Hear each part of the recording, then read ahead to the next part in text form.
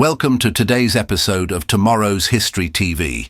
In this episode, we explore the author Sir Osbert Sitwell, who lived 1892 to 1969. Sir Osbert Sitwell was an English writer, poet, and social figure, best known for his contributions to literature and his role in the literary scene during the early 20th century.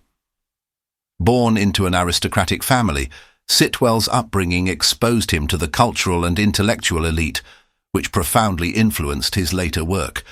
He was part of the renowned Sitwell family, which included his siblings Edith Sitwell, the celebrated poet, and Sacheverell Sitwell, an influential writer and critic. The Sitwells were known for their eccentricities and strong individualism, which set them apart from the conventional British upper class of the time. Osbert's works often reflected his background, blending intellectual rigor with artistic flair, and he was involved in the avant-garde movement, frequently collaborating with other prominent artists and writers. Sitwell's literary style was marked by his use of wit, irony, and a flair for vivid descriptions. He wrote essays, poetry, and novels, but he is perhaps best known for his autobiographical works, which offer a glimpse into his upper-class life and the social and political dynamics of the period. His most famous work is Left Hand, Right Hand, the first volume of his memoirs, which offers a unique perspective on the cultural and political changes of his time.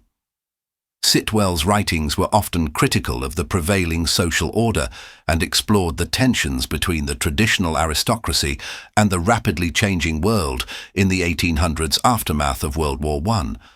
His works are characterized by an intellectual approach to narrative, often eschewing emotional sentimentality in favor of a more detached, analytical tone.